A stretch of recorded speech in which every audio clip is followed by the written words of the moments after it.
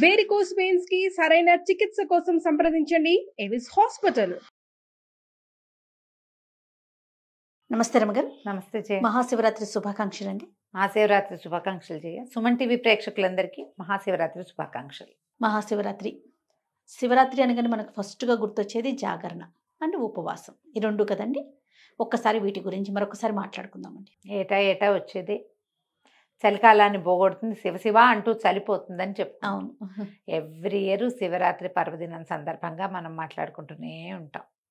6 సంవత్సరాలు మాట్లాడాం. సంవత్సరం అంతా మనకి శివరాత్రులు వస్తాయి. ప్రతి నెలలోనూ మాస శివరాత్రి విశేషంగా చేసుకుంటారు. దేవాలయాల్లో ప్రత్యేకంగా అభిషేకాలు జరుగుతాయి. శివ పంచాయతన పూజ అలవాటు ఉన్న వాళ్ళందరూ కూడా తప్పకుండా చేసుకుంటారు.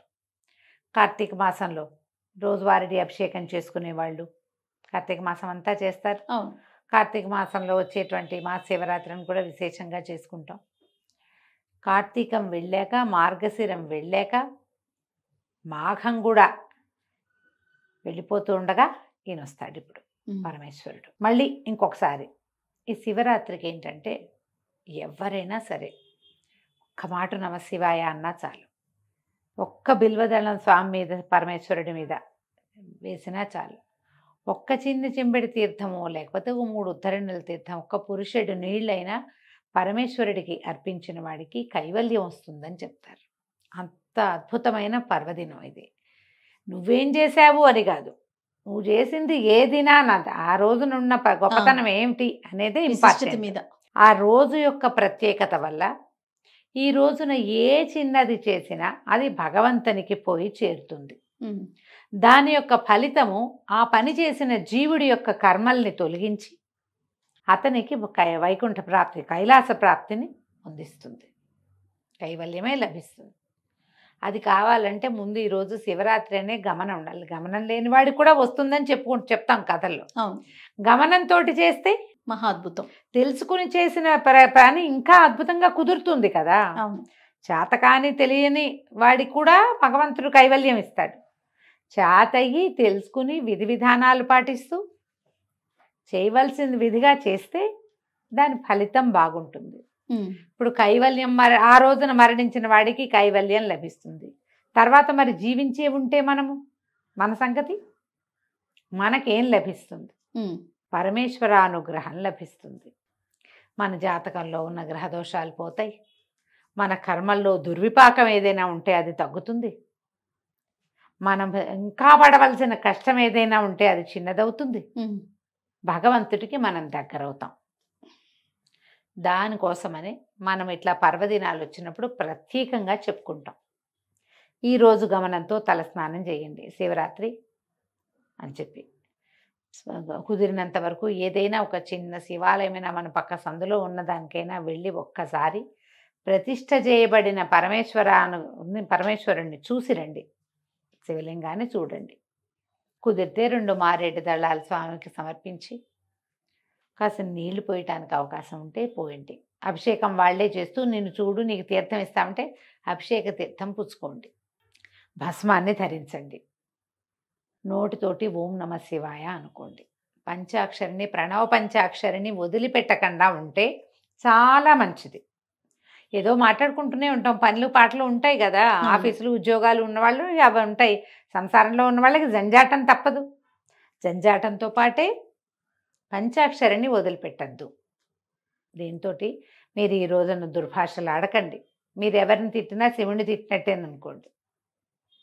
దుర్భాషలు ఆడద్దు, పోట్లాటలకు దిగద్దు, హక్కులు జమాయించేందుకు ఉద్దేశంలోకి వెళ్ళబోకండి. ఈ రోజున భగవంతునికి సమర్పించండి. ఈ రోజుని ఆయన కోసమే, అంతే. ఆ ఉద్దేశంతో చేస్తే మీరు చేయగలిగినంత ఉపవాసం, చేయగలిగినంత జాగరణ, ఇవ్వగలిగినంత సేవ ఇవ్వండి. వీటిలలో మార్పు లేదు, మానద్దు. ఓకే, మేము ఉపవాసం ఉండవండి, ఏదో తినేస్తాం. బ్రేక్ఫాస్ట్ మానేయగలిగితే మానేయండి. ఆఫీస్ ఉంది, ఉపవాసాలు మానలేరు. సాత్వికమైన ఆహారం తీసుకోండి. అది ఇంట్లో పొద్దున్న దేవుడికి నివేదన పెట్టింది తినండి. ఉపవాసమే అది. ఈయనకి అన్నం తినకూడదు లాంటివి ఏమంటారు, మనం ఏకాదశికి చెప్పినట్టుగా ధాన్యంలో మురాసురుడు ఉంటాడు కాబట్టి అన్నం వర్జేతన్నారు, అన్నం వర్జించమన్నారు. కానీ శివరాత్రిగా అన్నం వర్జించాలన్న నియమం లేదు, ఆ మాట చెప్పటల్లా. ఉపవాసం ఉండాలి.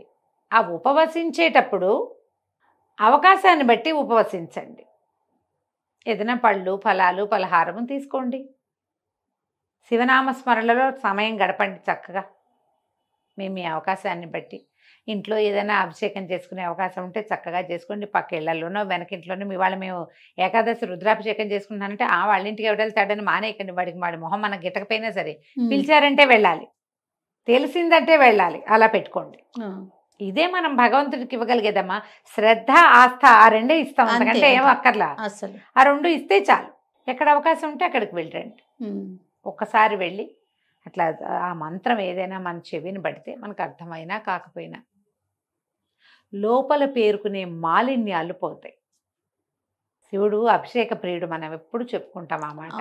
అలంకార ప్రియో విష్ణువు అభిషేక ప్రియ శివ. ఏం అక్కర్లేదు, ఒక చెంబెడు నీళ్ళే కావాలి. మీ చేత్తోటే పోసే అవకాశం లభించిందా మంచిది. ఈ ఉజ్జయిని అవి వెళ్ళామా జయ, ప్రతి చోట మేము ఎక్కడ మా ఇళ్లలో మేము మనమే శివలింగం మీద నీళ్లు పోయటం ఆడవాళ్ళకి సాధారణంగా ఇవ్వరు.